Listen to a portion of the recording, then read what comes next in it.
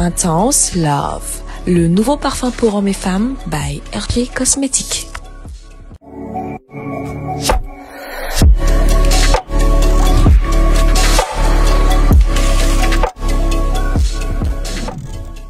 Pure Séduction, le nouveau parfum pour femmes par RG Cosmetics. Malien assalamu alaikum ambe malien foni wati na ka jamana dum be kelen kelen na wala nyuman don wakati na nye fanta ani nani fe malien chemani musuma demseni ani makoroba anga fuli bibla aw yenu wakati na ayra buraka e jamkan koni ni o damne ni o cerno decrypte ni ma so la jamana dum korotole do kosobe ka foko tari cerno decrypte bi ka munde kono sa angorotole do ka seka bo jamana kuma funu kalama kuna funi barkama mun na be bo anda kono ame fuli la se parfum kurabole mani o anga mali parfum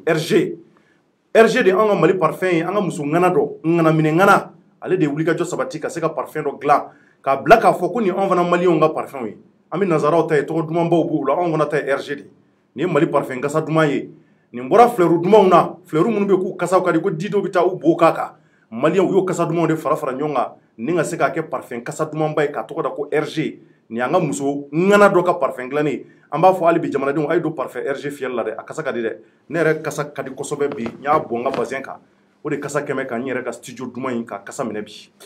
ala ka barka do RG la ni wati na malien ambi do sujet bakurubaw kono ka irawula ka fo ambe juma dunya la bi juin kalo o kle mukan ani dure bi san bafla ani mukan ani kelen ambe ola bi kalo ala ka here ko nyuma da malaka nga jamana ki an sako ali bi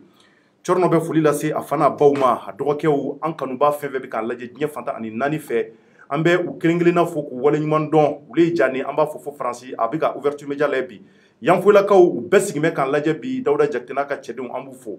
malian mu mambolo anga sujet u kono bi ngeme kan nyama de wele kana be plateau ka ani amara bachili ko be dugu kono de aya partager ko sobe aya partager sujet kelen pew anyo tabi sabula ba kalama juma ani artiste bi karnyona nga ani artiste mu nga nyogon soro bi na mi fengo ke surprise alama wala tike donc anyo sujet belebele badota na fabi mu na ko sobe ni o ye shogel ko kala maiga anga marabulu nyama croix tar shogel nale ani sisanje nafa do be ka ye ko lawa anya ye ka fo shogel nale ni sanje malion kuma uchame dugu kono ko shogeli ale kumi ka fo wati muna abi M5 kono ko ka CNT bogo ko sabula ko CNT ko kuma ka munun vora kalinga munun vora jamana do ni nyaje ka be ka soso malion tari shogel nale andu ya me ka fo dogo kun nata ko shogel ka ngata CNT nyama ku kan ta CNT jama kulu nyom anyo kuma we o tari shogeli ko be cogo jumeni wote mene ko fe afra ko transition o charte kuma kan ko shogeli o do soso o kuma kan bi sena o anya e fana katara bubu sise ni o ye marabulu nyama koroy katara fuli bla oma parce que beba do dogo kun temeni atara marabulu nyama koro ataru belame o nga mamunde mautoro o ye bubu sise ko sabula ka fora ko bubu sise mamun zara imam Mahmoud diko ka dala ka nodo bala ko koma nyanyini ko banvolo ko na fara shogel bita foli bla o tari o kera fili wa wal mo make fili kuma bina boloka aya partager nyama ben kerefe ya ale ka analyse ka di moyo ko sobe Yusuf Mangara nga nyama belebele ba anaka banvolo fima be nyona bi fini jema ba kana bi bula dayna donc o nyama tar bashi tira ko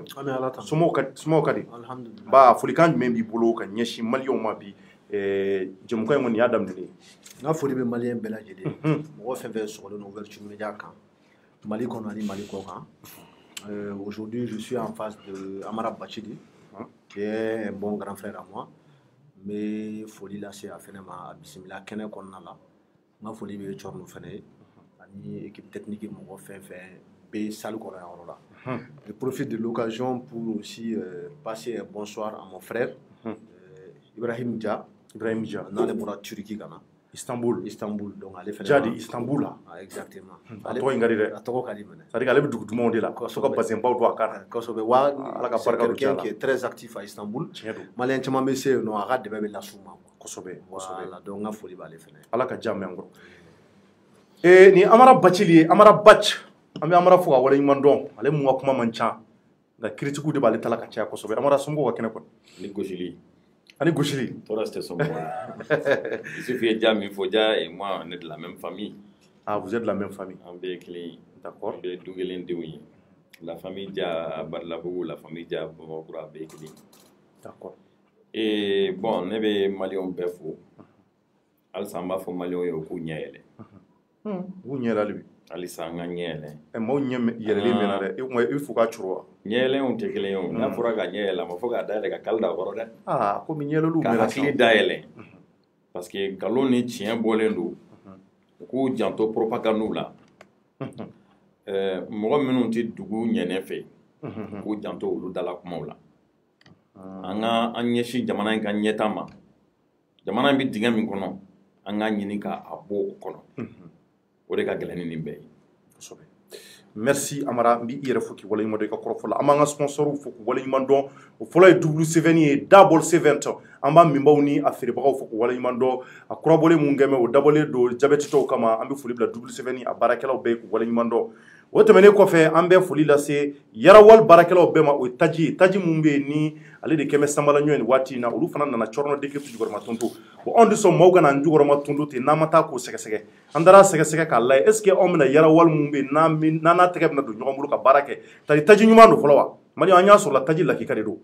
nanzaraw ta bɛ bɔ yɔrɔ mun na ale fana ta bɛ bɔ yen nka nin ye Maliyɛn ta de made in Mali o kɔrɔ k'a bɛ dilan Mali la yan anw yɛrɛ de ka taji dilannen don an b'a dilan k'a ɲɛ wa a ka ɲi mobili ma a bɛ si kɛ mobili la a bɛ moto fana si caman di moto ma ala ka Yarawali min an kɔrɔ donc o tɛmɛnen kɔfɛ an b'a yira u la k'a fɔ an bɛna don jɛmukan kɔnɔ a y'a partager Maliyɛnw a ye dɔ fara partageli kan kosɛbɛ bi émission ka di ka tɛmɛ a bɛɛ kan ne bi ta tɛmɛna maa mun kan ko duman tɛmɛna o kan dɛ sabula an bɛna kuma Choguel ka kow kan an kɔni ɲɛ dɔw ko k'u ɲɛ mɛnna est ce que dɔw ma kɔrɔtɔ fana c'est-à-dire Choguel nalen ni sisan cɛ a bɛ se ka diɲɛ ko bɛɛ ban wa nka a fɔra k'a ye fili damadɔ kɛ an bɛna kuma o filiw kan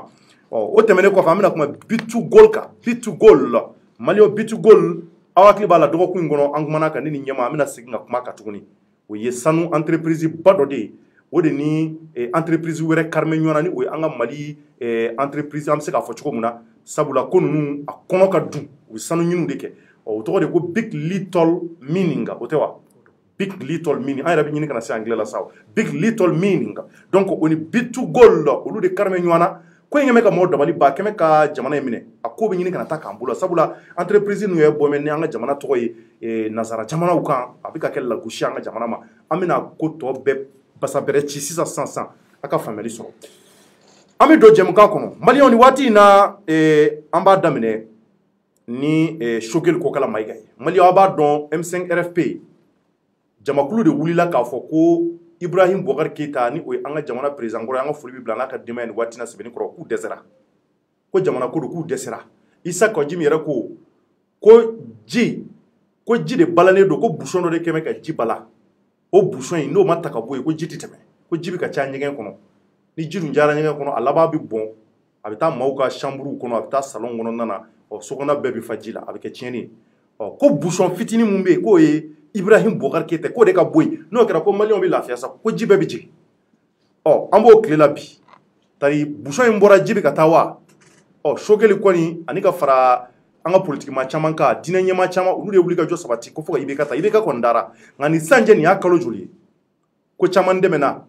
an ye ko caman y'an ɲɛ na nka an nana ye k'a fɔ Choguel ko kala Mayiga Maliyɛnw waati mun na yanni a ka ta ka kɛ marabolo ɲɛmaa ye a ye kuma caman fɔ a bɔra n yɛrɛ ka plateau kan an n'a ye kuma caman sama ni ɲɔgɔn cɛ yan a ye fɛn caman fɔ ka kumaw tiɲɛ da kɛnɛ kan maaw ko a tɛ ko tiɲɛ b'a bolo hali n'a sɔrɔ an tɛ Choguel kunkolo yɛrɛ fɛ nka kuma minnu bɛ ka bɔ a da barika kumaw don a nana ye k'a fɔ ko bɛ ka taa sira mun kan ko fo danaya de ka ta ka da Choguel kan k'a kurakuraya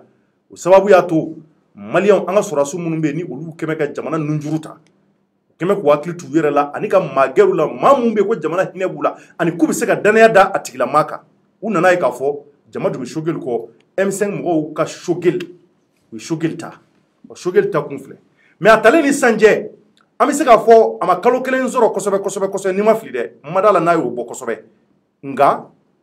a fɔra ko a ye fili damadɔ kɛ parce que ale bɛ sigi waati mun na ale yɛrɛ tun ka kumakan ye k'a fɔ ko CNT mun bɛ yen n'a bɛ an kunna CNT bɛ n'a fɔ an ka wasabulon kɔnɔna minnu bɛ yen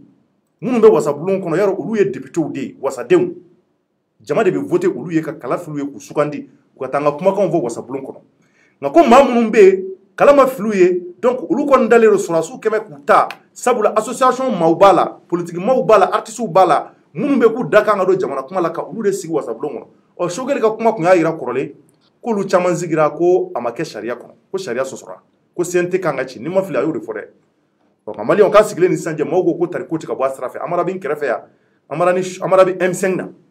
Yusuf Mangara yi nga ɲɛma ale bɛ analyse kɛ an bɛna bɛɛ ta lamɛn sa o tari Choguel filila wa a ma fili o kuma mun de bɛ sen kan c'est à dire Amara bɛ se ka mun fɔ a ye comme ale gɛrɛmɛ Choguel la kosɛbɛ ale bɛ se ka mun de fɔ o kuma mun de bɛ yen anw tɛ ka fosi faamuya wa an y'a ye fana mun ye Isa Kɔjimi ye a pɛrɛnna o don ko Choguel ka sabali a ka sabali anw t'a dɔn k'a fɔ kun mun na Isa Kɔjimi kɔni y'o fɔ a kɔni ko k'a ka sabali dɛ ko sabula ko Bubu Sise ko tɔgɔ dɔ dalen bɛ Bubu la k'a fɔ ko maa dɔw sara k'a nɔ b'a la k'o ko yɛrɛ tiɲɛ n'a nkalon ma dɔ fɔlɔ ko mun na Choguel bɛ taa foli bila Bubu ye Maliɲɛnw ko bɛ dugu kɔrɔ dɛ an bɛ dugawu de kɛ sa jamana in bɛ ka taa sira mun kan Ala ka a tiɲɛw bange anw kɔni da ye n'an ye mun mɛn an b'a lase jamanadenw de bɛ miiri sa aw de bɛ miiri ni hakili ye k'aw réfléchir k'aw hakiliw jagabɔ k'o bɛ ka taa sira minnu ka taa a ka ɲi wa a man ɲi n bɛ ɲɛsin n kɔrɔ Amara ma fɔlɔ an b'a daminɛ ni Amara ye sabula mɔgɔw kɔrɔtɔmɛ ka Amara de ka kuma kɔnɔ ale ni Choguel gɛrɛmɛ ɲɔgɔn na a yɛrɛ yɛrɛ ka bazɛnw na bazɛn kuraw b'a yɛrɛ kan na sisan parfum kasa dumanw wa katikatiw b'a yɛrɛ bolo sisan Amara Choguel kɔni ka ko taabolo maaw dabali banna pewu an b'a daminɛ ni CNT ale de tun ko ka CNT ti mais a dun nanen a da tɛ ka mɔgɔw la dɛ wa an y'a ye fana a ka bureau kɔnɔnaw yɛrɛ changera a taara fauteuil kuraw bila fauteuil n'a dɔn ni y'a ye i m'a ye wa fauteuil kun bɛ ka kɔrɔ ayi fauteuil kun tɛ yen fauteuil jɛman dɔ de tun bɛ an y'a photo ye waati min na ka Muktar Wan to yen fauteuil jɛman dɔ de tun bɛ yen nɔ jɛman cɛɲuman dɔ jɛman bɛ yen sisan fauteuil jɛman dɔ fauteuil finman dɔ de bɛ yen sisan a bɛ kun bɛ ou finman tɛ I ka bassin gris a bɛ n'a fɔ finman ou gris de don marron marron de bɛ yen gris couleur nin kun bɛ yen nɔ blanc-sablama kun bɛ yen blanc-sablama kun bɛ yen hali ni fauteuil kura kɛra yen kura a n'a ka kan an bɛ fɛ an b'a dɔn a n'a ka kan sa nka a ɲɛ ka fɔ an ye quoi bon sani kuma ka taa yɔrɔ jan na ne ka katikati bɛ n bolo k'a sɔrɔ M5 ma daminɛ d'accord ok kabini ka dɔgɔn n bɛ sugu kɔnɔ olu tɛ koba y'anw bolo et puis depuis n ka dɔgɔn n bɛ mobili feere kɛ d'accord olu tɛ koba ye wa bazɛn ko fana o y'an ka duko ye o ye soko ye o ye ko nɔgɔma ye n bolo ani bazɛn kun t'i bolo fɔlɔ bon ni bazɛn n dɔgɔkɛ de ye nin di yan a tɔgɔ kɔrɔbalen Bacili d'accord a ye nin camanba de cɛ ka di ne ma n dɔgɔkɛ wɛrɛ bɛ yen o ye Yara ye o fana ye bazɛn camanba di yan bon n tɛ se ka bɛɛ fɔ quoi d'accord Thierno n bɛ min f'i ye fɔlɔ ne ni Choguel ka gɛrɛ ɲɔgɔn na a sɔrɔla Ala ka hinɛ an fa Sumayila la Sumayila Sise Ala ka hinɛ a la an mana ka denbaya fo yan Choguel bi bi in na mɔgɔ o mɔgɔ kɛra Sumayila fɛ mɔgɔ o mɔgɔ ye Sumayila ka parti mɔgɔ ye a bɛɛ kan k'u rallier Choguel kɔfɛ ni ladiriya ye tiɲɛ dɛ a bɛɛ kan ka tugu Choguel kɔ ni ladiriya ye tile n'a sɔrɔ laduru don Choguel y'a si bɛɛ kɛ a bɛ Sumayila kanu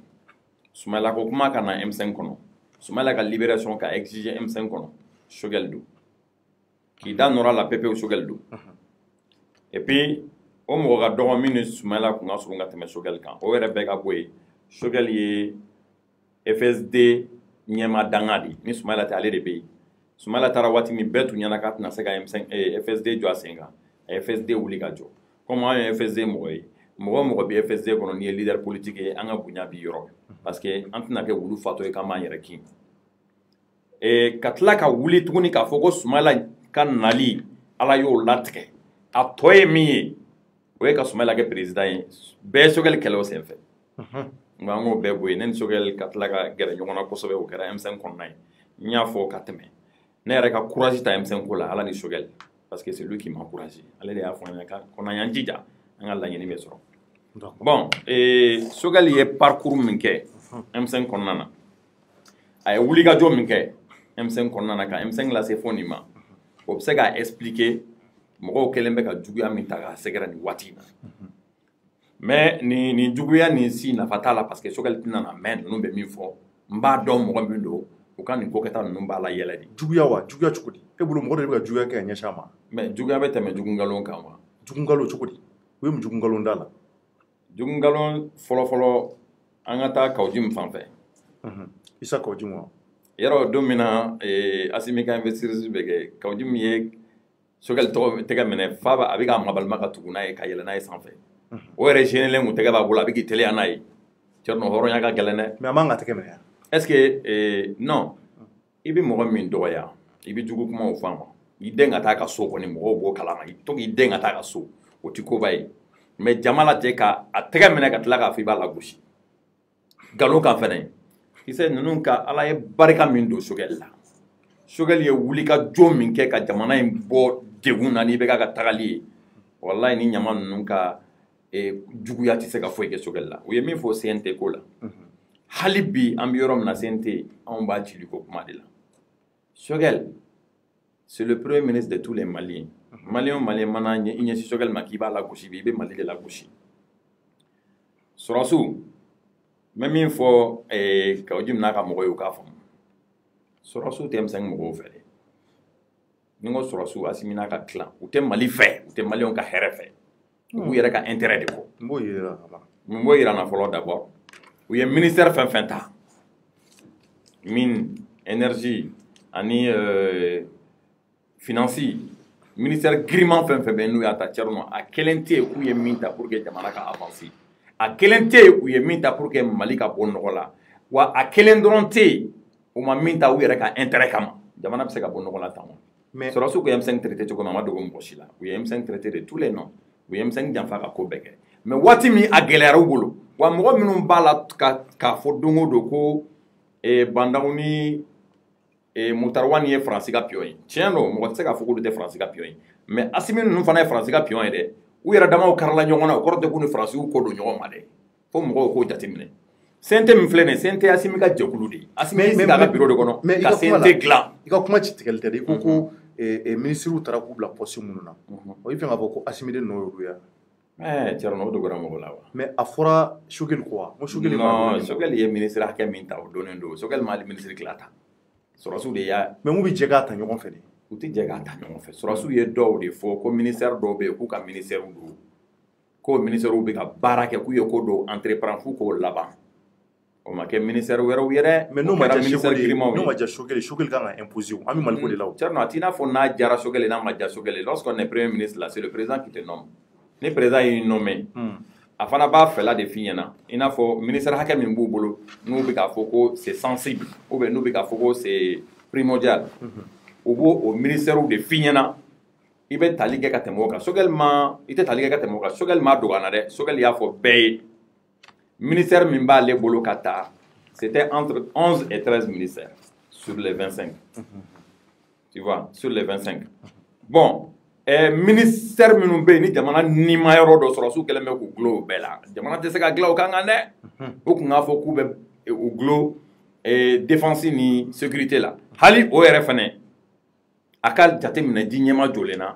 mɔgɔ minnu kunkolo b'u kan da la n'u bɛ fɛn dɔn kosɛbɛ k'olu bila a nɔ la an y'a ye kɔsa in na ko ministère dɔw bɛ ka changement kɛ i n'a fɔ ka cabinet mɔgɔw changer Thierno anw de furadama ko ka mɔgɔ bila yɔrɔ la min bɛ se ka baara kɛ yɔrɔ min mais an y'a ye ko il paraît que dɔw bɛ ka mɔgɔ bɛɛ de bɔ yen tiɲɛ yɛrɛ la mɔgɔ dɔw tun bɛ na n'u ka famille mɔgɔw ye n'u tɛ fɛn dɔn u k'u bɔ yen mais n'a fɔra ko minnu fana nana kura ye à chaque fois olu fana ka na n'u ka famille mɔgɔw ye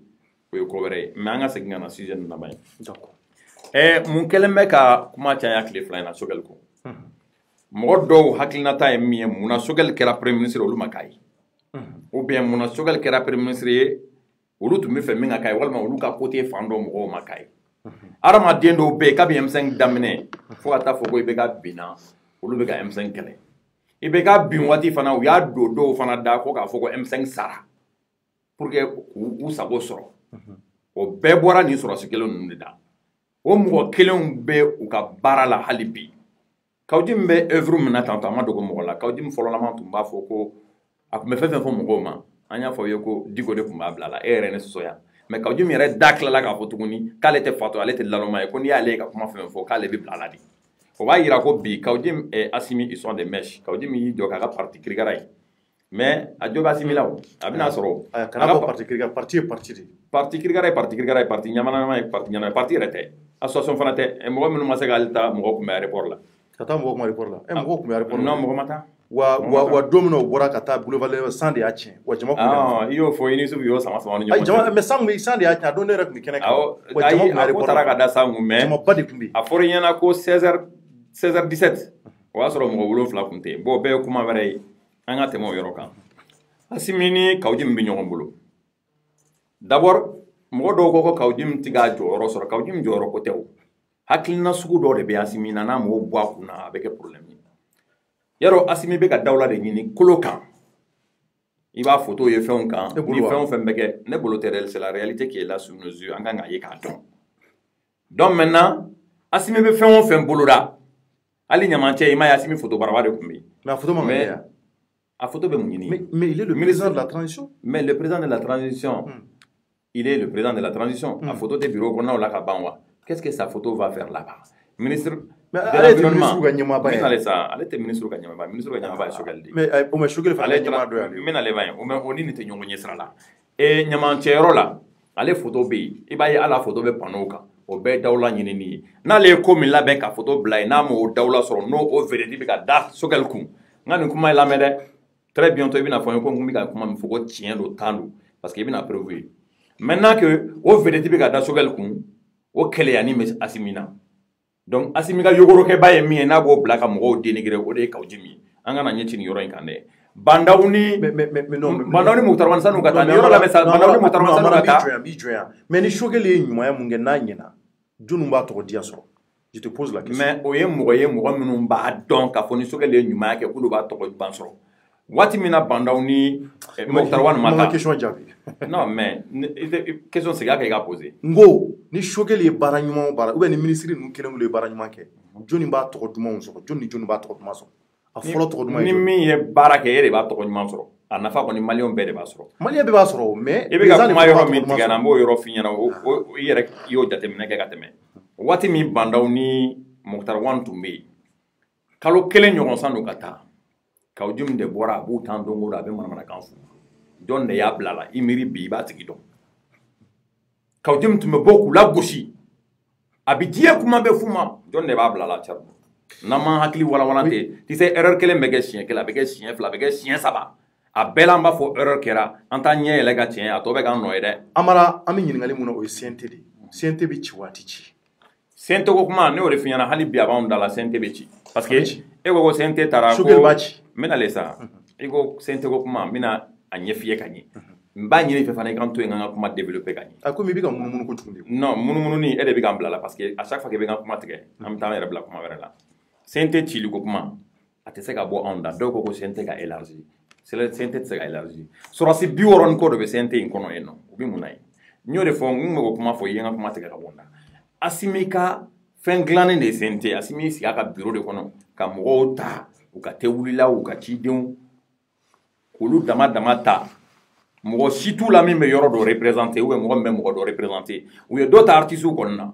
u ye dɔ ta journalistes la mais journalistes ka mɔgɔ dilenw tɛ artistes ka mɔgɔ dilenw tɛ donc f'an ka bɔ o nɔgɔ in kɔnɔna na et puis CNT filɛ de ye CNT bɛ ka fɛn min représenter o ye assemblée nationale ye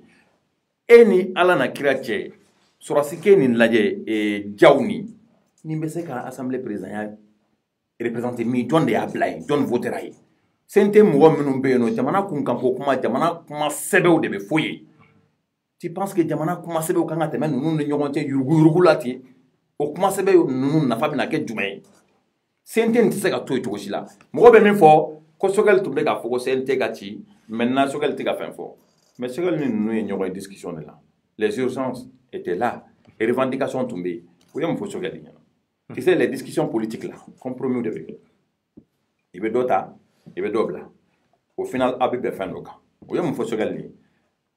ko cour suprême bɛna na CNT nin ka examiner est-ce que CNT ko sera examiner la fɔlɔ ko cour suprême bɛna CNT examiner k'a lajɛ n'a bɛ to yen ou bien n'a bɛ élargi bon n'i ko cour suprême i ko justice ministre de la justice kura min bɛ yen bɛɛ b'o ni sɔrɔsiw cɛla dɔn donc o kɔrɔ ko jamanadenw de kan ka wuli maliyɛnw kan ka wuli surtout les jeunes k'u ka hakɛ ɲini tɛ dɔwɛrɛ dɛ o ye CNT ciliko ye ka dɔ fara CNT in kan dɛ u bɛ ka mɔgɔw nɛgɛn dɛ u bɛ ka proposition kɛ dɔw ye o bɛ se k'a fɛ yen cɛ dɔ mɔgɔ 3 ɲini ka fara i yɛrɛ kan mɔgɔ 4 an b'i don CNT kura in kɔnɔna na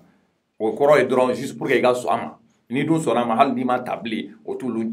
fɛla ye quand même u ye min décider u y'o décider bon Sogɛli ko CNT ka ci ani Sogɛli ye premier ministre ye bi ko Sogɛli ni CNT man ka ɲɔgɔn rencontrer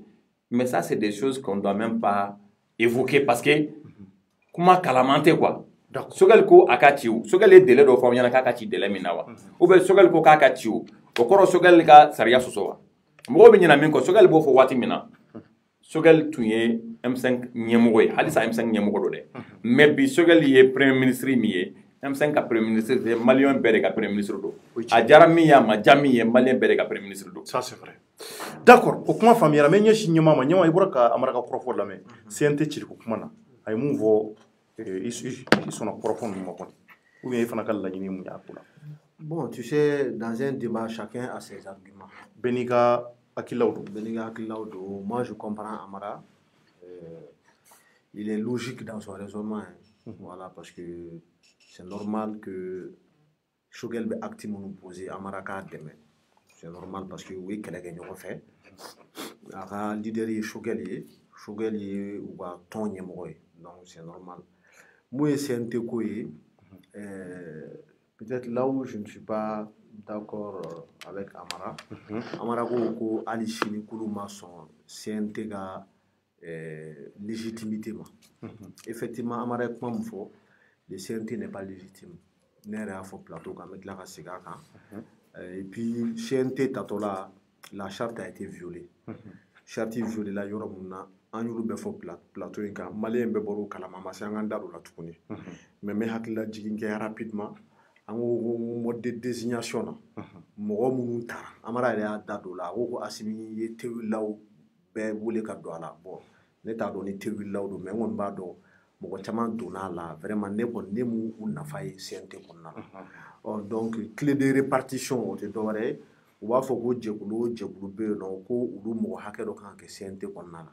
mais pour que olu mɔgɔ hakɛ ka ta ko a nombre 2 de kan ka taga. Par exemple, ni artistes ni mɔgɔ 5 de kan ka ta olu la ko artistes olu ka fêtière minnu bɛ yen u ka association ba minnu u ka jɛkuluba minnu bɛ yen nɔ k'olu bɛ mɔgɔ 10 bila ka taa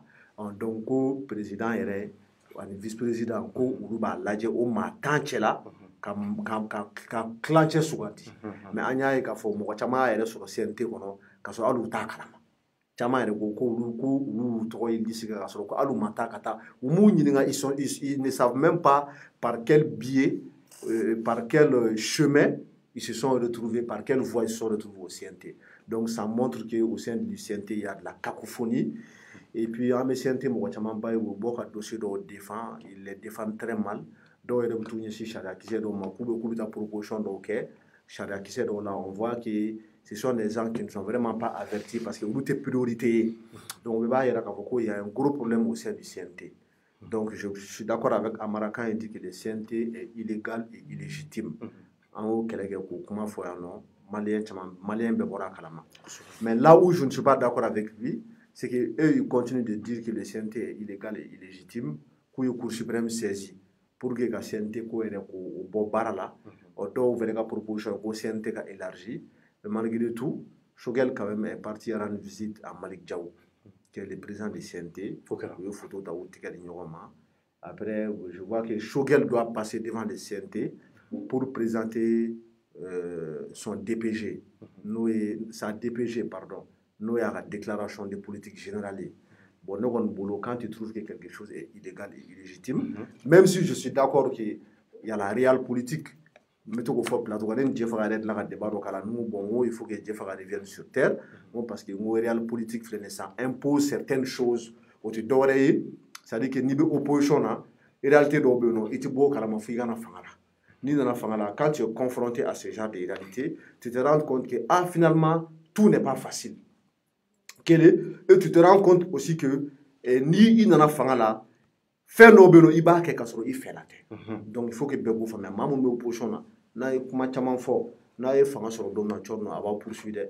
Donc il sera l'opposition qui a critiqué. Il sera l'opposition qui a quelqu'un parce que la démocratie n'a pas oublié. Avec idéo fallait aw be ɲɔgɔn sama idew kan mais ni kumana ka dan sago ou bien ni kumana ka fɔ ko e tɛ ji to nɔnɔ la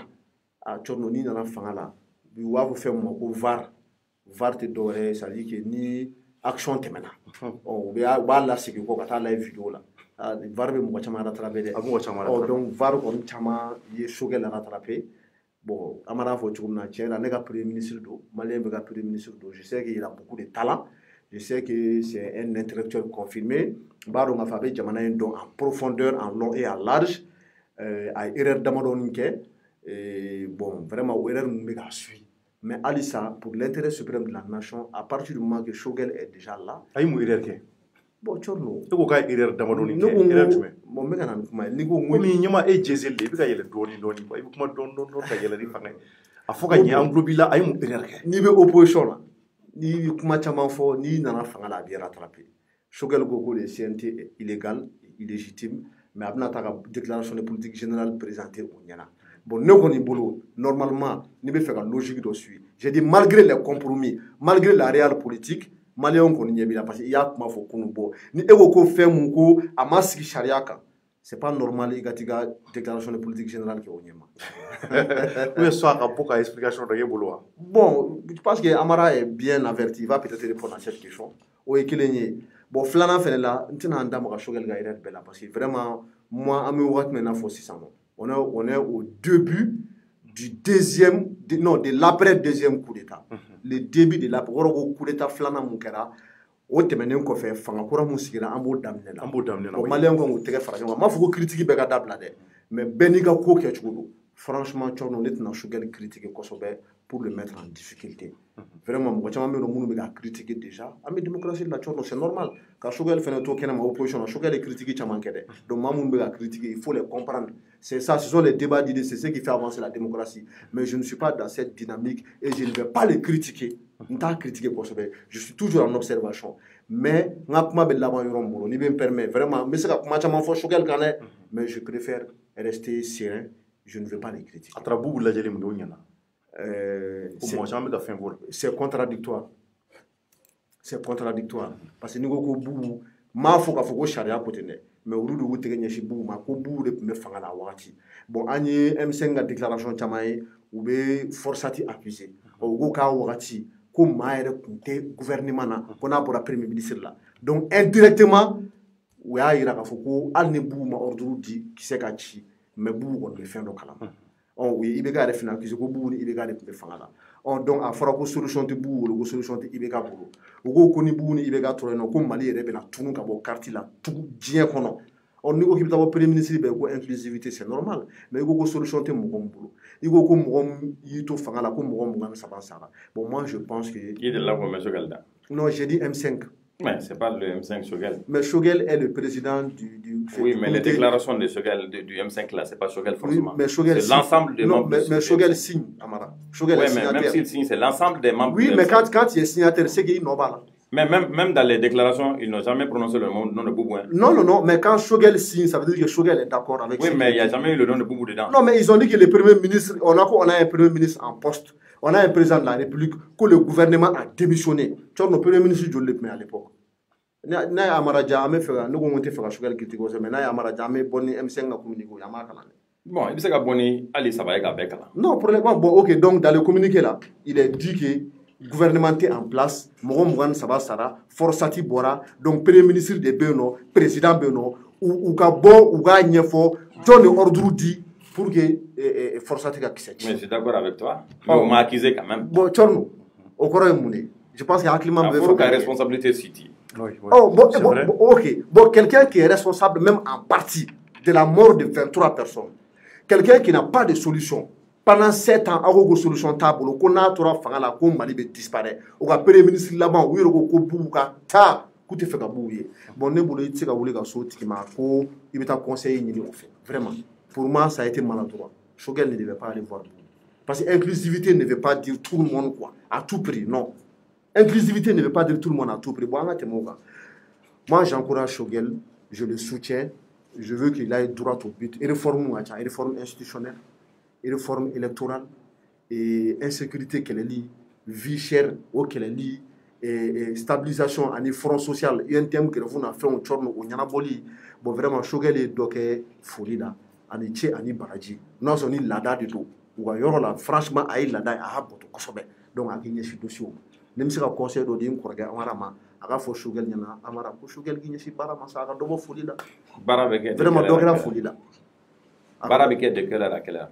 Bon, moi je ne sais pas, mais à Tchorno, Choguel a double folie, Barako, vraiment, Kanichani, Baraji. Comme Malien ou Karato Primature la Barak. Folie mal d'amener. Choguel met à Bargaro à 6 h du matin, avec 21 h. On sait que Barako comment folie. Mais avec folie de quelle heure à quelle heure? Bon, quelles que soient les heures auxquelles avait folie, ne bolo baraga air qu'on mais Amara, mais ne ma Choguel ga bara fouille même clos la ma fouille na bora folie là. minnu b'a la ko Sogɛli ka baara kɛ Sogɛli ye baara min kɛ M5 na ka M5 lase fo ni niveau la. An tɛ M5 kuma la an ka bɛ ka baarakɛla kɔrɔ de f'i ye. Est-ce que fana ye baara daminɛ a bɛ kalo baara kɔrɔ de bɛ ka f'i ye. Mais il a que 9 mois. Baara ma hali daminɛ. Il a que 8 mois. O 9 mois kɔnɔna na. Mais il y a tellement d'urgence. Attends, yɔrɔnin fitinin dɔ f'i ye en une minute. O 9 mois kɔnɔna na i bɛ ka élection ko kuma min fɔ. A fɔra ko quelque chose qui n'est pas possible à faire en 9 mois. Attends, non, moi je vais le faire. Donc, Malien ko fait impossible en 9 mois. Malien mouf. Ça. Tu m'as pas écouté. Mais Malien mouf. Quand la question me posait mais ce qu'il dit ce n'est pas vrai. Tu sais même pas ce que j'ai dit. J'ai dit quoi? Moi, fais un faux flot. Qui m'a dit Malien ko fait impossible en 9 mois. Mais Malien il se l'avait donné, il a paniqué. Non, mal à paniquer, mais ce qu'il dit, c'est une contre-vérité.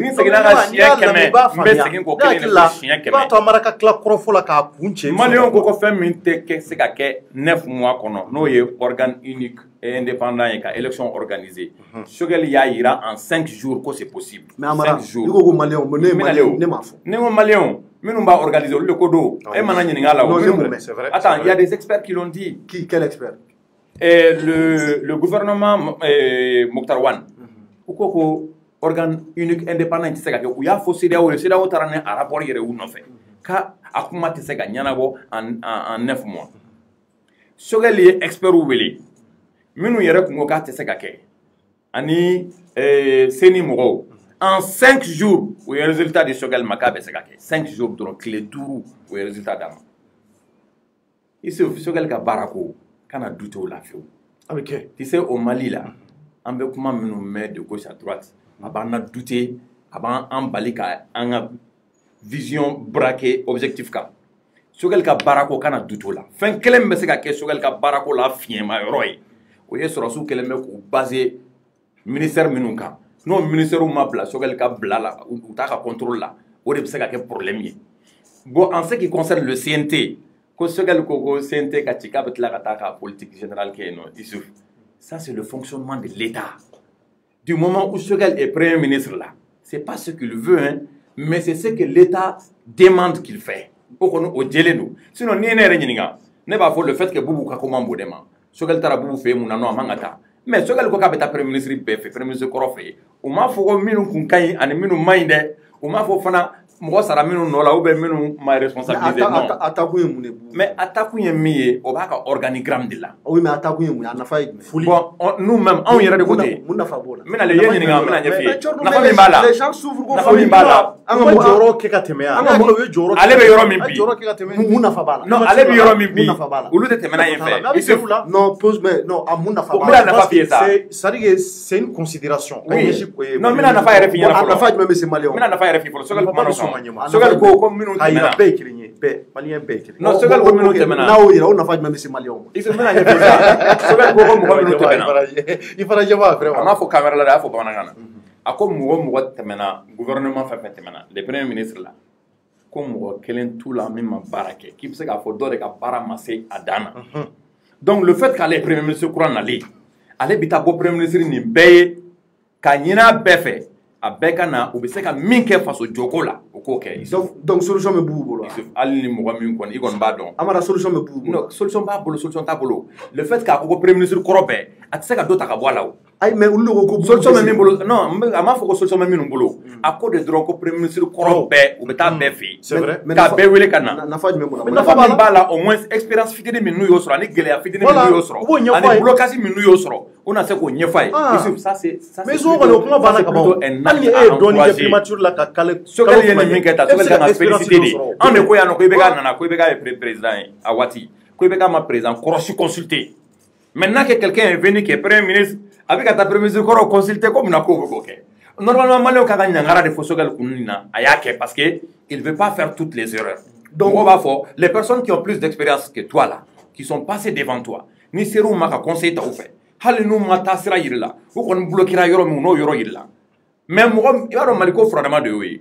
mɔgɔ minnu fɔlɔ bi kuma fɔ dɔrɔn bɛɛ b'i focaliser o kuma kan o mɔgɔ ninnu dun fana filɛ nin problème minnu b'u da la ka ɲɛsin Sogɛli ma bɛɛ b'o dɔn dɔw ko ko Sogɛli kun bɛ n'olu fa faga dɔw ko ko Sogɛli ye wari dɔ suɲɛ dɔw ko ko justice bɛ Sogɛli kɔ a si ma deli ka kɛ tiɲɛ ye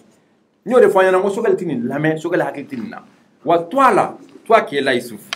et bah donc sincèrement, plus que tout le monde, quand Sogel t'es manipulé, Sogel mané blague en communication, tu en sais trop. Mais Amara, je n'ai jamais dit ça. Non, tu en sais trop. Mais c'est pour te dire que, quand même, nous, Sogel demain, hal ni Sogel quand on a béni à la table. Hal ni Sogel quand on a cobla en table. Le Sogel est erreur, Abafo. Non, ni Sogel est erreur, mais n'a fait nos définitions de co-famille. C'est comme quand toi tu fais une erreur. Moi, je me dis, c'est la famille. Même une fille, je ne vais pas aller sur les réseaux sociaux parce que solution même à la cime. Bon, moi, M5 na. M5, moi, B, limite M5 qu'on fait flatiga là, à bête de diaboile mec à tout Sogel. Parce que, nama, en jida à tout Sogel, faut qu'à Sogel soutenir. Wallahi, sur la suite, nous sommes mal fait. Ou ma délégué mal fait. Ou comme on dit, enfin, yon kelo. Donne le ma blague qu'on a coupé bana ou ni moukarwan jafa. Mina ni rondro fie. Non, si Amara me permet. Mina ni rondro. Amara, j'ai fini tout de suite. Non, j'ai fini tout de suite. Ni yoro la même profiter qu'à EMK Mouroufou, Cheikh Markamko. Lors de leur dernière réunion, où il a décidé qu'à Sogel soutenir. Et ils ont dit clairement qu'on communiquait mieux que Sebenani à Forago, Cheikh Mar Tunte. D'autres y a Sebenka Bladezo, Kota Domino. Et ils ont tous décidé, non, MK désordre, moi je peux faire un communiqué qui a signé Kabla Neti Kankasro et Théo, ou désordre Tekeleo. Ils ont tous fait un communiqué, comme le FSD d'ailleurs, tout le FSD a décidé. Mais c'est parce que Clément a dit sur notre plateau. Qu'est-ce que Clément a dit? Clément a confirmé le communiqué. Clément ne peut pas confirmer que c'est Chokmar. Tu peux l'appeler tout de suite, il ne peut pas confirmer que c'est Chokmar. Clément a confirmé. Bon, tu sais, et moi je ne veux pas dire que Clément n'a pas confirmé. Mais tu peux l'appeler tout de suite, c'est pas Chokmar qui a fait le communiqué. Ah, tout cas, il a confirmé. Il ne l'a pas signé non plus. Communiqué, il a signé l'intérêt. Mais ce que moi j'aimerais dire seulement, façon qu'on a fait d'autres ko Mali ka bɔ dingɛ kɔnɔ Mali ka bɔ nɔgɔ la fasodenw wɛrɛw tun bɛ k'a fɔ ko o man kan ka kɛ i bɛ ka taara waati min dɔw yɛrɛ wulila ko M5 sara n m'a fɔ minnu bɛ wuli a ɲɛfɛ dɛ hali kare kɔnɔnaw la dɔw tun bɛ k'a fɔ M5 sara pas parce que u y'a mɛn dɛ parce que u sagona ko tun y'o ye maintenant Sogɛli nana kɛ premier ministre ye M5 ka sebaya yira la o ti bɛn dɔw ma tuguni o kɛlɛw bɛɛ bi sen na mais o kɛlɛ tɛ se ka M5 affaibli a bɛ se k'a to kɔni jugu bɛ yɛlɛ M5 na ni M5 mɔgɔw ma jɛ ka kɛ kelen ye ka ou que Tchèque Sogel kɔfɛ ka soutenir parce que nin ko in na il y a deux branches qui sont en train de gérer la transition hein o ye Sɔrɔsiw ka branche ye o ni Sogel ka branche d'abord Sɔrɔsiw ka branche o bɛ peser la kosɛbɛ Sogel ta kan ni Sogel ka kungɛnɛya ta n'a ka expérience parce que Sɔrɔsiw ye ministère giriman bɛɛ ta ka ministère fɛgɛmanw t'a bolo mais cɛ minnu b'a dɔn n'an y'a soutenir k'an fanga da a fanga kan hali ministère minnu t'a ka niveau la a b'a k'a ka niveau la a b'a gérer ka ɲɛ wa ŋaniya juguya minnu bɛ mɔgɔ ninnu kɔnɔ a ko tɛ taa ɲɛ ni Ala sɔnna a ma sisan n bɛ kuma d'i ma. a tɛ tɛmɛ nin kan nin jɛlen don. ok Thierno pour que ka kuma surunya ne tɛna Amara contredit moi je vais juste lui dire deux choses comme a yɛrɛ ko ko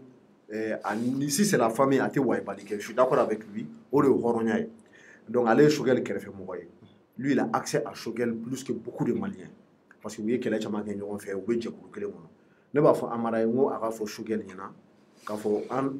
jusqu'à présent an ka confiance dɔ b'a kan a bɛɛ ma ta ne kɔni moi personnellement je le soutiens pour le Mali pour l'intérêt du Mali donc n bɛ segin ka kuma kan dɔ kɛra foli la i ko k'a bɛ baara kɛ donc a k'a cɛsiri. n ko foli ma daminɛ. non Amara si foli bɛ baara kɔnɔ. Amara mais ne ye ci de f'i ye k'a las'a ma. Ah bah non, c'est tout. I bɛ foli yɔrɔ bɔ a la i ka ci tɔ. Non, non, non, mais Amara, c'est mon droit de te le dire. On te ni contredit. N'i k'a fɔ ko dɔ kɛra foli la a k'a ɲɛsin baara ma. Amara ko k'a bɛ baara la donc a ka dɔ fara baara kan parce que urgence ka ca. O ye kelen ye bon n bɛ se ka conseil filanan di Amara malgré que c'est mon grand frère mun ye Sɔrɔsiw ka yɔrɔ ye Sogɛli bɛ Maliyɛnw ka baara la dɛ mais Sɔrɔsiw de y'a nommé ni Amara continue ka Sɔrɔsiw lagosi tan o man ɲi Sogɛli ma dɛ. Sogɛli ye Amara ka leader ye Sogɛli ye a dalen don Sogɛli la i n'a fɔ Maliyɛn caman dalen don Sogɛli la cogo min na o Sɔrɔsi minnu Amara bɛ k'u lagosi olu de Sogɛli nommé Sogɛli yɛrɛ b'a fɔ que je suis là par la volonté de Dieu mais aussi pour le peuple malien mais par aussi la volonté de Assimi ni Amara ko ko Assimi tɛ Mali fɛ alors que Sogɛli de ye Assimi nommé ça c'est Amara o man ɲi dɛ. min ye tiɲɛ même b'an ko fɔ parce que Assimi ye Sogɛli nommé oui mais i bɛ ka mun fɔ a tɛ Sogɛli arrangé. Non, mais l'essentiel n'est pas qu'à Sogɛli la n'a Mali arrangé. Mais elle fait Sogɛli dɛmɛ de ni e ye fɛn fɔ mun bɛ Sogɛli bila non non non ni i ye fɛn fɔ mun bɛ Sogɛli bila mal à l'aise ça c'est pas. Kawudi bɛ ka yɔgɔrɔya kan min fɔ Sogɛli ma Assimi de bɛ k'a bila la bɛɛ b'o dɔn o bɛ Assimi arrangé yan. Ça l'arrange pas. Amara bon ne t'a dɔn ko Assimi ça l'arrange pas. Moi je sais pas que Assimi. Ne bɛ ka kuma min fɔ o ye terre à terre de ye o Sɔrɔsiw bɛ ka dogo min kɛ u bɛ ka dabiri min kɛ tant que n'u ma bɔ a kɔnɔ transition tɛ taa yɔrɔ si mun y'a to an y'a dɔn ko transition dɔ in tɛ réussi parce que depuis a daminɛ na u y'a kɛ dabiri de. Donc si je comprends tant que Kawji bɛ ka bɔ ka Choguel gosi. Non Kawji bɛ ka bɔ ka gosili min kɛ o tɛ o. Donc e fana b'a sigi ninnu gosi. Non o tɛ o. Ko wɛrɛ de dogolen bɛ Kawji min ka bɔli nin kɔfɛ e ti k'o de ye o. O ti dɔ wɛrɛ ye a bɛ sɔrɔsi minnu ko tututu la olu ka bɛnbɛnbɛn de don. Wa minnu b'a la k'a fɔ ko Diaw ni cɛ dɔ in tɔgɔ Wage k'u bɛ fɛ ka fɛn dɔ latɛmɛ CNT la. U tɛ foyi latɛmɛ CNT la ka tɛmɛ Assimi kan. Assimi a la clé même du CNT. O tɛ la gosili ye Yusuf. Ne bɛ ka yɔrɔ dɔw de fɔ yɔrɔ minnu bɛ se ka kɛ degun ye transition ma. U k'o yɔrɔ dabila an ka baara kɛ jɛlenya kan. Ni ni sɔrɔsi ninnu ye nin kurutu karata nin dabila sisan i b'a ye anw yɛrɛ b'u ka communication kɛ siga foyi t'o la. Mais tant que u bɛ dabiri la Choguel b'a dɔn en général quand moi je parle là kisɛ b'a kɔnɔ. Donc n'a ye nin kuma in mɛn o b'a to a b'a janto nin ko ninnu na. Yusuf ko in man gɛlɛn koyi n'an k'an bɛ Mali ko la an bɛɛ k'an kɔnɔna jɛya min bɛ dabiri la min bɛ namara to a la o bɛɛ k'o bila an ka ɲɛsin tiɲɛ ni baara ma. Assimi ye acte min kɛ a diyara maliyɛnw bɛɛ ka Choguel ta ka na n'a ye mais a m'a ka baara dafa dɛ n'a baara dafali kun ye min ye a kun ka ko in yɛrɛ to Choguel ma a ka baara kɛ lafiya kɔnɔna na bɛɛ b'a dɔn n'i ye Kawji min ye ka bɔ mɔgɔ min kama Assimi ninnu b'a kɔfɛ Kawji min bɛ bɔ o tɛ kangari da ye o mais ni Kawji min bɔra dun mun de plan jumɛn de b'o kɔfɛ an ka n'o plan de ignorer o plan in de o de man ka ignorer Yusuf an k'an janto o yɔrɔ de la. an ka hakili to la kosɛbɛ. Non, moi je n'ai rien à ajouter. D'accord, vraiment tɛ tɛmɛ nin kan mais quel que soit je pense que Issa Kouadim a bɛ se ka kɛ fana Issa Kouadim y'a fɔ parce que a kɛra débat dɔ de senfɛ kuma a y'a fɔ kun dɔ de kama parce que ko mun ye Choguel taara fɛn lajɛ Boubou. Bon, je pense qu'on a bɛɛ discuter. Mais si lui il a des problèmes avec Boubou, il n'a qu'à gérer ça avec Boubou et ou il n'a qu'à saisir la justice. A tɛna se ka mɔgɔ si kɛ marifabali ye ko k'o ci Boubou la a tɛna se k'o kɛ ale ka ɲɛmɔgɔ a kun bɛ min nɔfɛ problème min b'olu ni Boubou cɛ o b'o dɔn ale bɛ ka victime ko kuma min fɔ Kawji min ye victime ka wari min minɛ mɔgɔ t'a dɔn n'a dir'u ma n'a ma d'u ma o Kawji ma taa victime fo. Mais Amara o ye accusation ba ye dɛ n'i y'o fɔ a bɛ se k'i poursuivre. n y'a fɔ plateau de ka kan poursuivre hali sini victime ka wari dɔrɔn tɛ dɛ M5 wari dama min dira Kawji ma a y'a ɲininka a taara yɔrɔ jumɛn caman bɛ yen u yɔrɔ ma ye o. C'est pas parce que mi ka la gosi dɛ mais n'a y'a yɛrɛ kɛ min an fana b'an yɛrɛ ko de k'a yira la k'a fɔ a kelen tɛ se o la. Donc Kawji min M5 wari dɔ dun. M5 wari caman dira ma u ma déclaré o. A y'o dun. A y'u dun o a y'u di o u ma déclaré. Ɲɛmaya la Kawji min tun bɛ bɔ fɔlɔ la i b'a ka salon kɔnɔna ye a bɛ yen a ka salon kɔnɔ e tun bɛ taa Kawji min fɛ fɔlɔ la e tun bɛ taa Kawji min fɛ fɔlɔ la interview la ani Kawji min bila ma o tɛ kelen ye Kawji ma wari dilan ma bɔ jama kan a ye wari in bɔ. Mais il dit qu'il est commerçant. Kawji ma commencé a ka bitiki bɛ tabali bɛ min. Ah, je sais pas, arrête de côté. Des fois, il est commerçant, des fois, il est opérateur économique, des fois, il est tout. Ah, mais il faut faire un boutique Eurofond. Mais quand on est commerçant, on a quelque chose à vendre quand même. Ouais, mais il vend quelque chose. Mais avec entrepreneur. Il vend quoi? Avec Pergalfé. Pergalfé, oui, ça, on va dire ça me gagne bien. Ah, ça n'a ni pas fini. Ça n'a ni yɔrɔ in datugu. I da sera yɔrɔ dɔ ma mais i ma question posée. Ko Charti sɔsɔli ko kuma. Charti oui.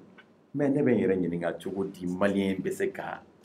i ɲɛ jɔ i maliyɛn ɲɔgɔn na k'a fɔ ko Choguel ye Charti sɔsɔ n bɛ n yɛrɛ ɲininka o de la quoi sisan nɔ Charti b'a prévoir de ko ministre kana tɛmɛ 25 kan Choguel kun nana ni hakilina min ye fɔlɔ o ye ministre 17 de ye sɔrɔsiw y'a jira k'a fɔ ministre 17 ka dɔgɔ ministère dɔw bɛ yen baara bɛ ka k'u kɔnɔ u k'olu to yen. Mais waati min na a yɛrɛ k'a fɔ ministère dɔw bɛ yen gɛlɛya bɛ yen kosɛbɛ ministre délégué ka kɛ yen nɔ u ko mais est ce que ministre délégué fɔra Charti kɔnɔ en réalité a ma fɔ ministre délégué tɛ k'a la o ministre délégué tɛ ministre ye en réalité mais u ye sariya dɔnbagaw ɲininka olu ko a bɛ se ka kɛ ko dɔ bɛ se ka fara a kan mais hali an k'o bɔ a la Thierno n'a fɔra e Thierno n bɛna exemple dɔ d'e ma e Thierno ordre ka d'i ma i ka cité dɔ jɔ o cité nin parcelle 25 i k'o dɔrɔn ta k'o jɔ i kana tɛmɛ o kan dɛ i kana tɛmɛ terrain 25 kan i ka cité jɔ n'a ye i ye terrain 25 jɔ i nana ye k'a fɔ du 25 minnu jɔra saba bɛ yen a jama ka ca o ma i ye annexe jɔ a kɔnɔ dɛ kɛnɛma tɛ dɛ i ye annexe jɔ a kɔnɔna na est ce que o kɔrɔ k'i min fɔra i kana tɛmɛ parcelle 25 kan i tɛmɛ n'o kan wa i ma to o kɔnɔna na wa mais mɔgɔ min bɛ k'i laɲini mɔgɔ min bɛ fɛ ka sɔnkolon da i la ou bien mɔgɔ min bɛ fɛ k'i mankutu tiɲɛ a bɛ bɔ ni sira sugu bɛɛ ye Choguel min fɛ ɲɛna Thierno Choguel ko la a ka di n ye de mɔgɔw k'a fɔ ko an maliyɛn ɲɔgɔnw u bɛ ka sa don o don nord ni centre la hali da dumuni a t'u bolo ji ɲuman tɛ yen Choguel k'i hakili t'o la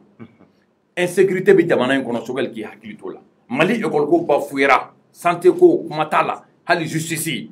a bɛ sen 2 la i ka du bɛ minɛ i la bi cogo o cogo i yɛrɛ t'a dɔn Sogɛl k'i hakili to nin bɛɛ la an ka avancer. Mais Amara Malien ɲɛ b'i la bi an bɛ se k'an jigi da Sogɛl kan. Ni ka dɔgɔn Sogɛl bolo parce que M5 daminɛ min tun fɔra k'o ye laɲini ye bɛɛ kun dabali bann'o la o ka gɛlɛn ni gouvernement géré li. Donc an bɛ se k'an jigi da kan a b'a ɲɛ. An bɛ se k'an jigi da kan fɛn min tɛ nin ye mais n b'a a faranfasiya ye dɛ ministère minnu b'a ka bila la n'a b'u contrôler olu de ko don. O ye ministère jumɛn? O ye ministère bɛɛ ye fo ka bɔ mine ni finance défense sécurité. D'accord. Bon n m'a fɔ kɔfɛ u t'u bila a ka bila la dɛ mais pour le moment ale ka mɔgɔ n m'a fɔ a t'u k'u gérer fɛnɛ dɛ mais pour le moment a ka mɔgɔ tataw tɛ. Bon ministériya tali dunna a ka ɲi de mɔgɔ min bɛ baara min dɔn k'o bila o baara la o de ka gɛlɛn. Merci beaucoup Amara, an b'i fo k'i waleɲuman hakili la Maliyɛnw ye faamuyali sɔrɔ mais n'an bɛ taa sujet filanan na Amara bi yan ɲɛmaa bi yan ɲɛmaa bɛna kuma mun ye Bitgol olu ka affaire ye affaire kɛmɛ ka dugu minɛ an bɛ sigi kɔrɔfɔ kan Maliyɛnw n'a ta kalama a ye wuli aw k'aw sigi a ye wuli aw k'aw jɔ entreprise belebeleba fila Big Little Mining ani ka fara Bitgol kan a k'o kɛmɛ k'an dabali ban nin waati in na ka sababu kɛ sanuko dingɛ ɲininiw ye o tɛ wa sanuko dingɛ parce que dingɛ de bɛ d'u ma k'u ka sanu ɲini i b'a sɔrɔ miliyari bayirikaw de bɛ bɔ a kɔnɔ o carrière de b'an ka jamana kɔnɔ nanzaraw bɛ bɔ an ka jamana wɛrɛw la ka na an ka jamana kɔnɔ ka na sanubaw bɔ nka u b'an ka jamanadenw da baara la tiɲɛ don Bitgol la an ka jamanaden caman bɛ yen dɛ minnu bɛ baara kɛ Bitgol la n'a baara jɔra u caman ka nasɔngɔkow bɛ ban u caman bɛ bila chômage la hali o don an kumana a kan caman y'a jira k'a fɔ n ye ko a ko cɔrɔ anw bɛ Bitgol la n'aw nana kuma tan dɔ tara tɛna jɔn ka baara anw k'o tɛ dɛ anw da ye kunnafoni de bɛ di a bɛ ɲɛmaa de bolo ɲɛmaa de bɛ kunnafoni di o tɛ wa ɲɛmaa de o tɛ wa ɲɛmaa de bɛ kunnafoni fɔ ka walawala maaw b'a faamuya parce que problème dɔ de bɛ jamana kɔnɔ waati in na fo an ka Mali ministre n'o ye ministre des mines et de l'énergie ale yɛrɛ tun ye tɔgɔ dɔw sɔrɔ a ko la ko tun taara fo tribunal ko la donc an bɛ fɛn ka na don a ko la tuguni ka ɲɛmaa ɲini ɲɛmaa a fɔra ko wɛrɛw sɔrɔla a ko kɔnɔ tuguni o ye jumɛn ye. Ok Thierno, merci beaucoup n ka foli b'i ye je remercie également Amara an bɛ continuer ni an ka sujet ye élément kuraman sɔrɔ ko in na dɛ mais an bɛ ka continuer de halisa ka Maliyɛnw kunnafoni ka Maliyɛnw kunnafoni parce que tellement que affaire in ka dun a bɛɛ tɛ se ka fɔ don kelen n bɛ bi baro daminɛ ni yɔrɔ jumɛn Cour suprême ka décision Cour suprême mɔgɔ wɛrɛ ma taa Cour suprême na dɛ Bitgol n'o ye kanajɛnw ka société ye Bitgol ni o ka action bɛ minɛn ko to SARL la parce que affaire in y'o fɔ n ko minɛn ko to SARL contre Big Little Mining minɛn ko to SARL dɔw wulilen don k'a fɔ ko non ko o ye Maliyɛnw dɔ de ta ye n tɛna mɔgɔ tɔgɔ fɔ o y'a Maliyɛn tɔgɔ fɔ k'o de ta don ko anw ka argument k'a fɔ ko ni permis minɛna Big Little Mining na k'a lasegin Bitgol ma ko anw ko k'a bɛna bɔ Maliyɛn bolo ko k'a don kanajɛn bolo ko mais ko en réalité ko minɛn ko to SARL k'o fana ye Maliyɛn dɔ de ye u ka argument dɔ fana y'o de ye mɔgɔ minnu bɛ ka Bitgol défend olu ka argument dɔ ye mun ye ko an ko permis dira Big Little Mining ma k'o ye Maliyɛnw ta ye ko Bitgol k'o ye kanajɛnw ye ko n'u ye permis minɛ Maliyɛnw na ko k'a di Bitgol ma ko kɔrɔ ko permis bɔra Maliyɛn dɔ bolo ka taa don kanajɛn dɔ bolo ko nka ko en réalité k'an bɛ ka mun fɔ ko tiɲɛ tɛ ko parce que ko minɛn ko to SARL k'o ye Maliyɛn wɛrɛ fana de ta ye donc ko hali n'a bɔra Big Little Mining bolo k'a di minɛn ko to ma ko kɔrɔ k'a bɔra Maliyɛn bolo ka taa di Maliyɛn ma Thierno ka argument dɔ kɛra o de bon moi je vais répondre à ces gens là pour dire que minɛn ko to SARL Maliyɛn dɔ tɔgɔ b'a la a Maliyɛn n tɛna a tɔgɔ fɔ Maliyɛn ta ye 5% de 5% Bitgol ta ye 95% bon Maliyɛn min yɛrɛ tɔgɔ b'a la o Maliyɛn tɔgɔ b'a la de pour la forme kɔrɔ tɛ dɔwɛrɛ c'est un prête-nom kɔrɔ c'est à dire que n b'i tɔgɔ singa ka baara dɔ kɛ n'a ye n bɛ buruburuninw d'i ma maa minnu bɛ a ko kɔfɛ les 5% restant la maa minnu yɛrɛ ta don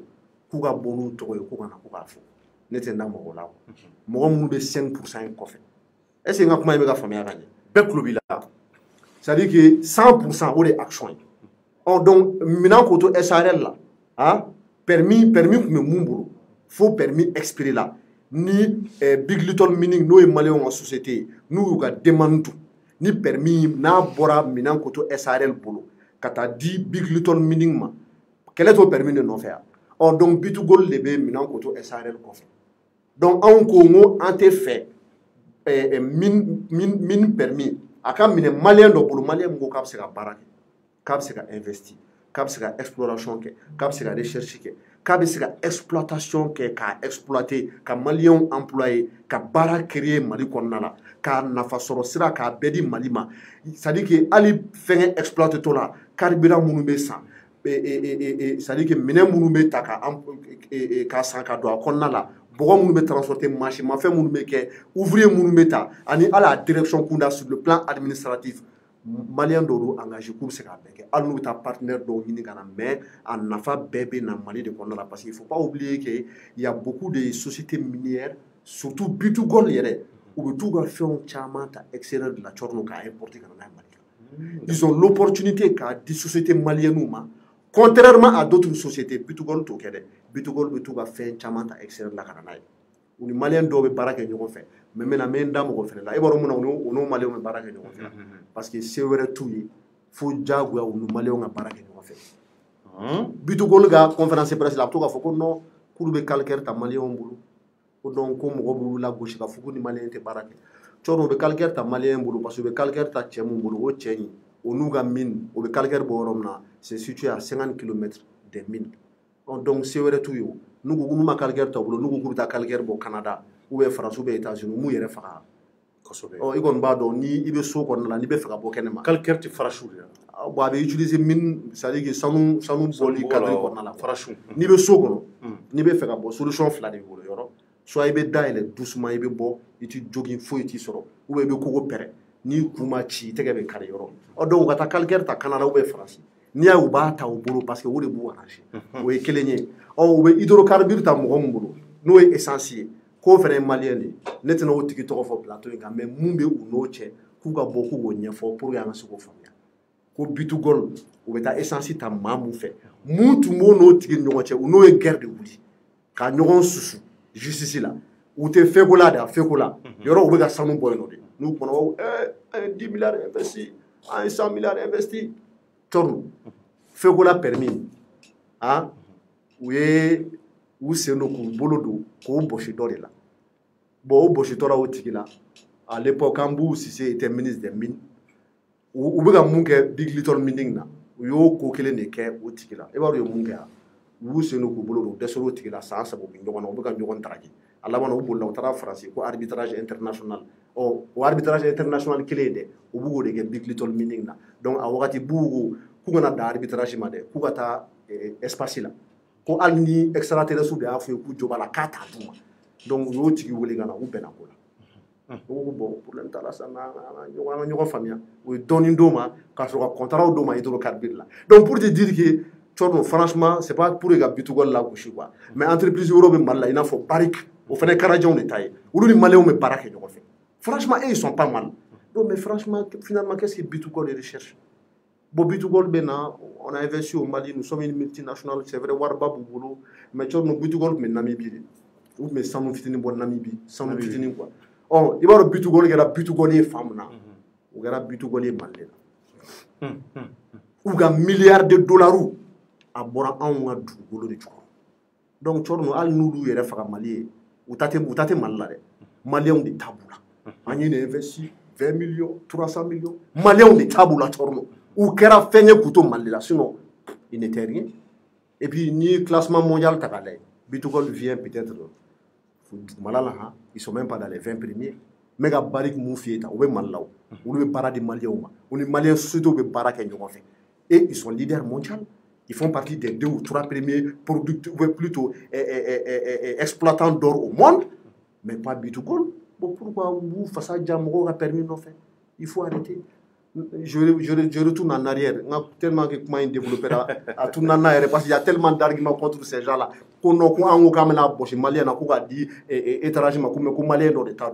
Mais ce là, n'a fini na Cɔrɔnɔ, on Bitugol ta 95% de permis na minɛn koto SRL permis mun bɔra u bolo n'a dati banna ka bi domaine public la n'a taara ka di Big Little Mining ma parce que u y'a demande kɛ.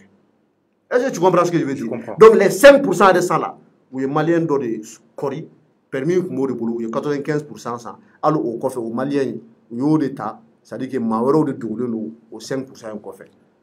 Cɔrɔnɔ maa minnu tɔgɔ b'o 5% in kɔfɛ tiɲɛ la ne n'o fɔ plateau in kan su in na an bɛ problème sɔrɔ de donc n b'o to yen n b'a fɔ n ko Bitugol ye u bɛ se ka conférence presse dɔ kɛ ka bɔ k'olu tigiw tɔgɔ fɔ k'a fɔ Mangara i ye kuma min fɔ tiɲɛ tɛ donc peut-être dalu min fɛnɛ bɛ yen nɔ ne kɔni ma mɔgɔ tɔgɔ fɔ dalu min b'an bolo an tɛna bɔ n'o ye kɔfɛ yan donc n'an ye Cour suprême ka décision ta k'a lajɛ a filɛ nin je pense que bɛɛ ɲɛ b'a la Cour suprême ko ale tɛna kuma forme kan ko parce que ko c'est recevable ko mais k'u ka taa kuma an y'a yɔrɔ bila en rouge k'u ka taa kuma dans le fond. Dans le fond, voilà, kuma kɔnɔna yɛrɛ la voilà ko c'est recevable à la forme ko mais ko u b'a rejeter fond kan donc u ka taa kuma fond kan donc pour te dire que hali Cour suprême na olu Bitugol de ye minɛn k'o to SARL o de ye fɛngɛ requête donnɛ c'est-à-dire que référé la u b'a fɔ ma ko en référé pour que ministre ka décision k'a bɔ yen nɔ olu de y'a don Cour suprême de ko k'u jo t'a la ko Bitugol jo t'a la u bolila u tagara u ye mun kɛ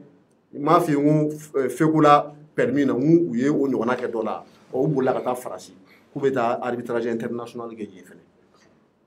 kuma in faamuyara donc nin ye Mali sariya soba n'o ye Cour suprême ye an ka sariya so da parce que normalement n'i bɛ fɛ ka ministre ka décision contester i bɛ taga Cour suprême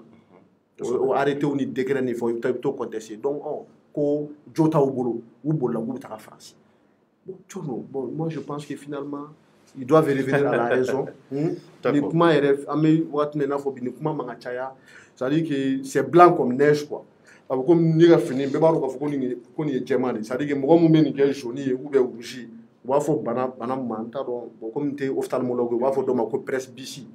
ou bien n t'a dɔn mun de mun ɲɛ bɛ couleur falen quoi sinon nin affaire in jɛlen don c'est très clair. D'accord. Je vais encore continuer. Ok. Ni Mali code ta k'a ka taa 91 ka na bila 99 la code minier met en vigueur o ko permis bɛ se ka d'i ma i ka taa kɔnɔna sɔgɔbɛ k'a lajɛ ni sanu b'a kɔnɔ après i ka se ka exploitation kɛ k'o bɛ d'i ma pour 9 ans mais o code in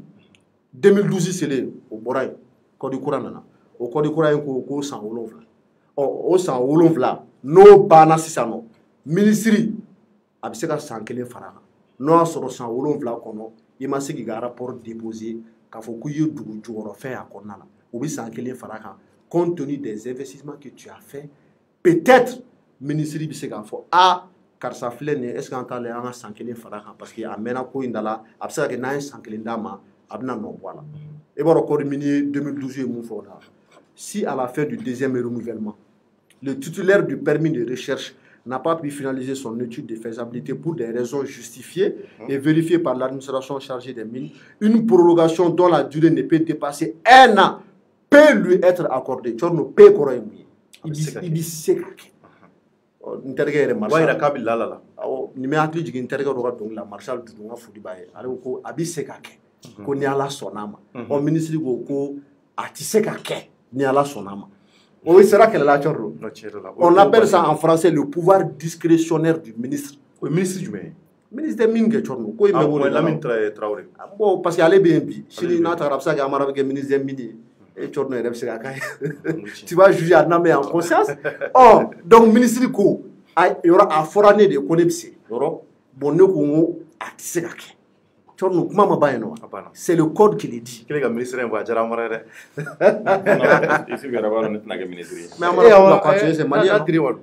Tu es malien, donc la ministre de Tournoi, je sais qu'Amara est compétent. Depuis l'école là, moi j'ai jamais voulu occuper des bureaux de ce genre. Non, Amara, moi je suis un commerçant. Amara, c'est la ministre. Allah ka kay fe. Parce que on ko ke sebe don dalen do ala. Ala ki kay Amara. Donc Chorno, il t'a famille. Non, toi Amina pas.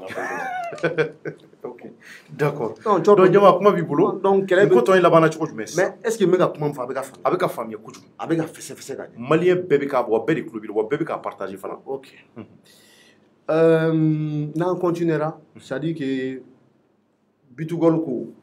parce que ni ko Bitugol i bɛ minɛn koto fara bɛɛ ye kelen ye quoi. Bitugol ka action bɛ minɛn koto. D'accord. O ka filiale dɔ. Donc Bitugol mɔgɔw ko kɛlɛ bɛ ka kɛ yɔrɔ min nɔfɛ ko kɔdi ko premier arrivé premier servi c'est-à-dire que ni maa mun fɔlɔ nana n'a ka demande ye o tigi de ta bɛ ta ka jate s'il répond aux critères a bɛ t'o ma quoi donc k'a kan ka di olu ma ko parce que k'olu y'u ta déposé Big Little Mining ta ye bon Thierno o tɛ tiɲɛ ye awɔ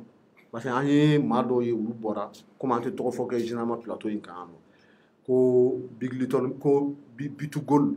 ou bien Minankoto i b'a dɔn o bɛɛ ye kelen ye k'olu y'u ta déposé avant Big Little Mini k'u y'u ta déposé février Thierno n y'a f'i ɲɛna k'a fɔ n ko code minier kɔnɔna la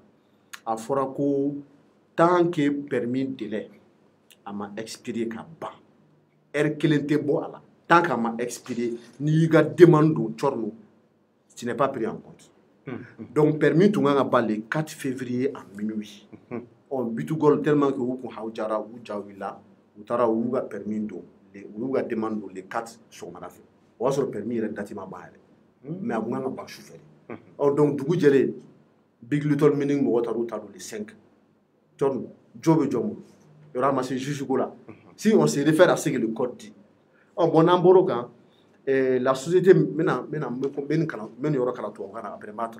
la société Minankoto SA,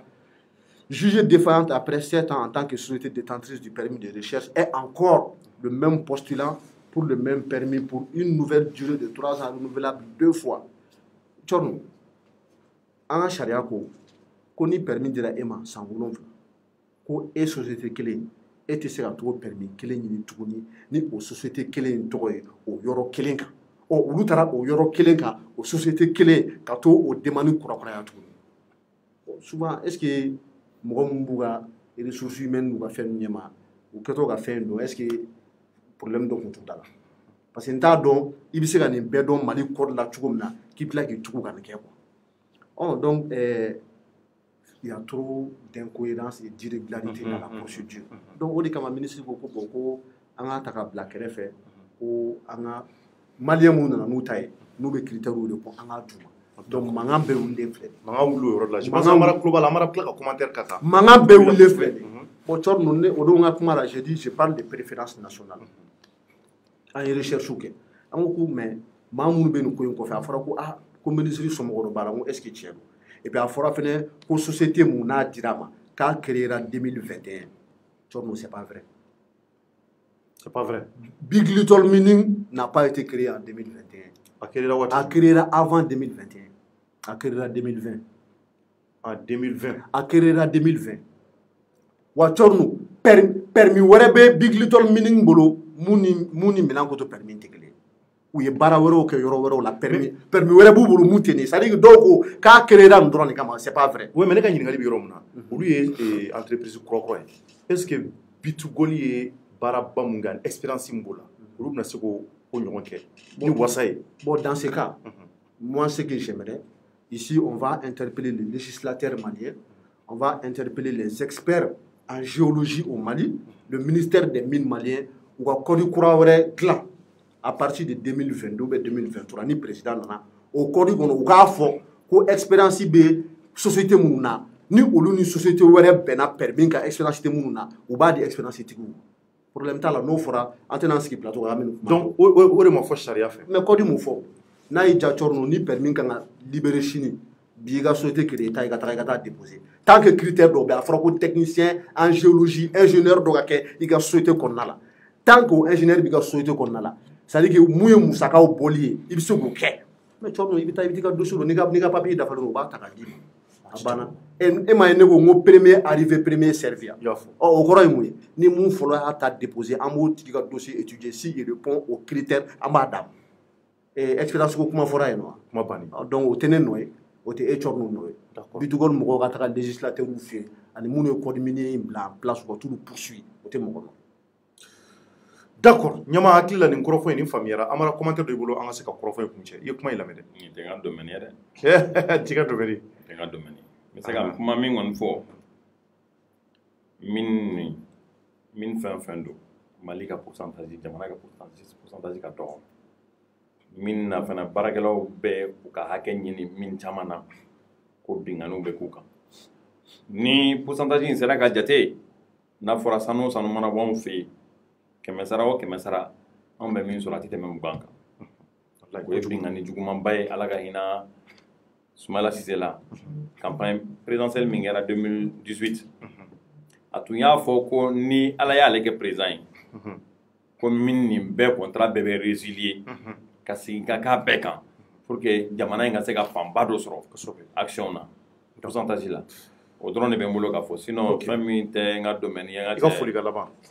Bon, n ka foli kan laban ye min ye o ye kangarida de ye o ye conseil de ye n yɛrɛ jɛɲɔgɔnw ani n tɔɲɔgɔnw ma quoi Thierno et c'est très important.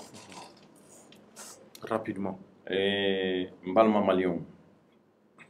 an ka k'an yɛrɛ ye an ka ɲumanya kɛ n'an bɛ se n'an bɛ se ka mɔgɔ o mɔgɔ dɛmɛ an k'a dɛmɛ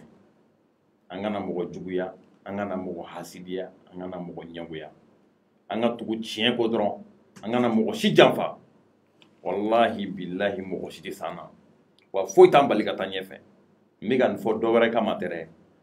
jamana in taabolo a bɛ k'an jɔrɔ kosɛbɛ degun min b'an kan o fana tɛ dɛ maliyɛnw bɛ ka ɲin'u danbe kɔ nata barika bɛ ka bonya mɔgɔ si kana nata mɔgɔ si la i bɛ se ka nata dɔ la miliyari b'a bolo a tɛ se k'i nafa a ka miliyari tɛ se k'i nafa i bɛ jɔ dɔ la i kan ka min dɛmɛ dɔrɔmɛ t'a kun o bɛ se ka kɛ fɛn ye dɔ la an y'o exemple caman ye kɔsa in na ni ne tun bɛ n bolo ka fɔ ni ne tun ye n ka kuma laban ye. Ni ye mɔgɔ ɲɛnama kuma ye vraiment Amara an bɛ fo k'i waleɲuman dɔn i ka kɔrɔfɔ la ɲɛma i ka foli ka laban. Kuma laban i b'a dɔn bitugɔli dossier a ma ban dɛ. A ma ban? Mɔgɔ minnu tulo b'an na bitugɔli mɔgɔw ko bɛ yen minɛn ko to big little mining barik ani société wɛrɛw u k'a bila tila an ma nin daminɛ dɛ tant que an bɛ balo la an bɛ bɔ an b'a ɲɛfɔ an bɛ kalo 3 de kɛ na fo ne yɛrɛ sɛgɛnna. Kalo 3? mais i ma papier ye a ka ca ko i yɛrɛ kɛ falen don a la. I ye recherche k'a kan dɛ. ayi recherche a ka ɲi sa c'est bon n bɛ fɛ ka Amara jaabi Amara ko Mali bɛ 20% sɔrɔ a ka sanu na dans les textes c'est ce qui est dit mais Thierno wallahi n bɛna kuma dɔ fɔ sisan nɔ Thierno i b'a kalama ko maliyɛnw bɛ sɔn k'u kunkolo minɛ ka kule yan cogo di? c'est à dire ne mana nin société ba ninnu ye u bɛ kule an da la u bɛ taa conférence de presse kɛ u b'u waso on a investi ici dans votre pays on a fait ceci mais Thierno se foutent des gens n y'a f'i ye n ko bitugɔli n'était rien avant k'u ka na Mali la société fitinin de tun tun bɛ Namibi u bɛ sanu bɔ fitininw kɛ n'u nana Mali la u kɔgɔra u ye milliards de dollars sɔrɔ a yɔrɔ la u t'o fɔ dɛ u bɛ fitinin mun don an ka yɔrɔ la u b'u waso n'o de alors que u kan k'o kɛ o ye diyagoya de parce que o de b'an ka convention kɔnɔna la u ni État ni ɲɔgɔn cɛ i ko ko n ye Gisèle n bɛ ka yɛlɛ c'est là que je vais vraiment monter les 20% la Thierno yɛrɛ fagako de don n'i ye 20% ta k'a lajɛ 10% Thierno n bɛ ka sɛbɛn n ye recherche min kɛ n bɛ mun dɔn on va appeler un expert en géologie des mines a bɛna plateau in kan n'Ala sɔnna i n'a bɛ kuma les 10% Thierno i b'a dɔn 20% i b'a dɔn Mali État b'o sɔrɔ cogo min na les 10 premiers pourcents o bɛ di Mali ma en échange des exonérations et des avantages fiscaux o kɔrɔ ye mun ye an b'u ka fiscalité dɔgɔya ka caman bɔ a la an bɛ exonération k'u ye u bɛ don ni produit minnu ye an'u bɛ bɔ ni mun ye an b'a caman exonérer u tɛ impôt sara an ye et en échange u bɛ 10% d'an ma e ni lati o tɛ yɛrɛ faga ye 20% mun an b'a sɔrɔ o 10% pour que a ka d'a ma an bɛ exonération k'u ye ka tila ka avantage fiscal dun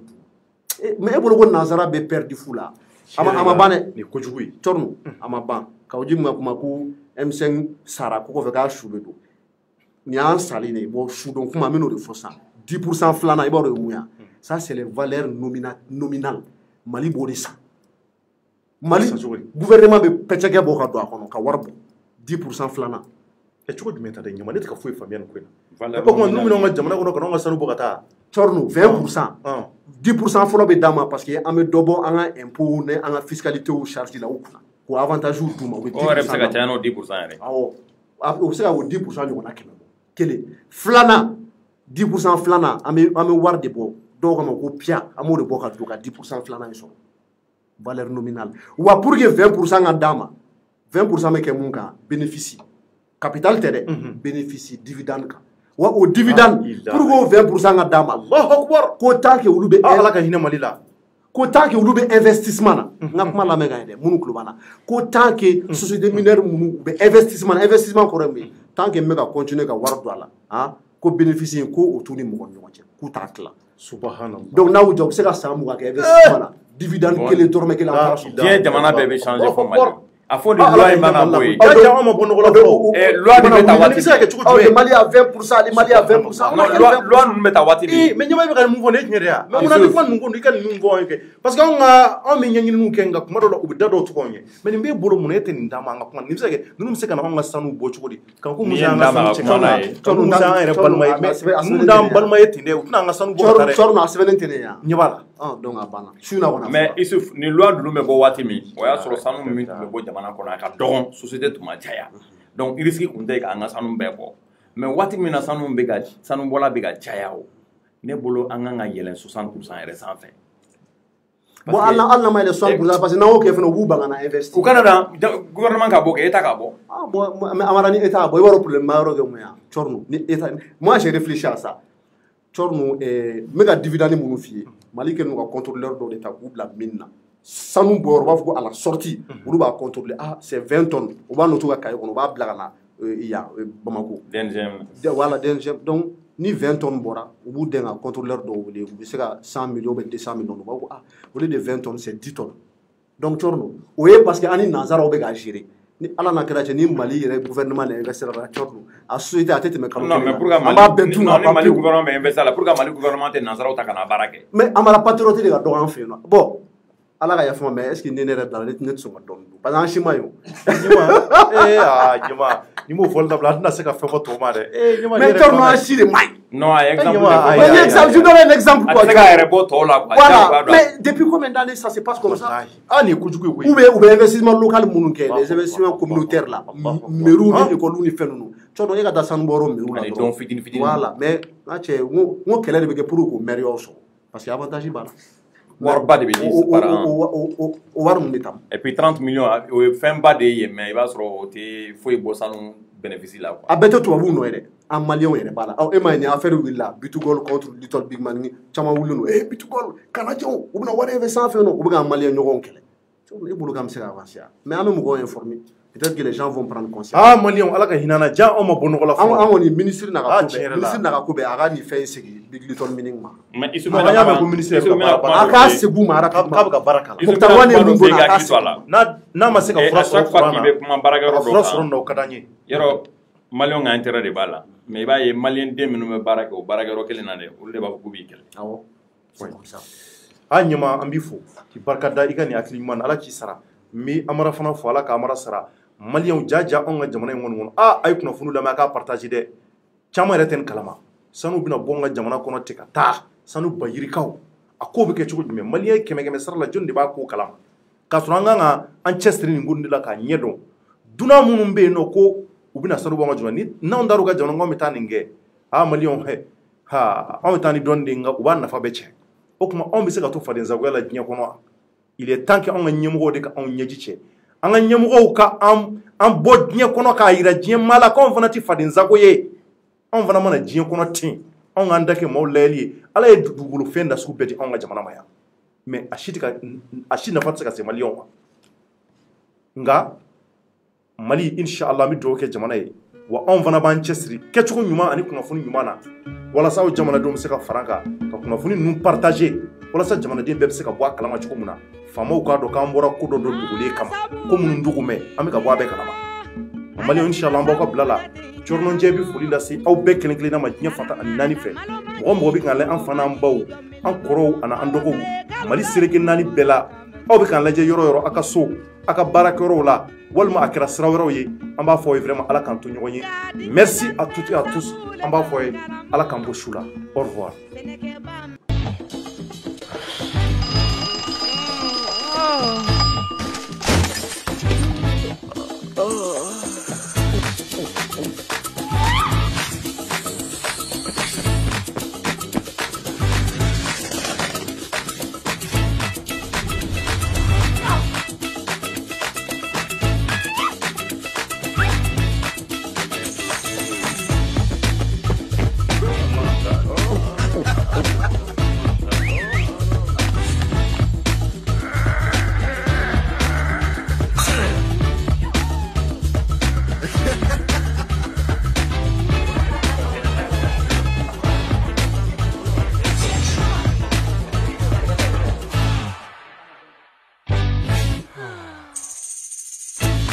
Double 7. Double tes limites.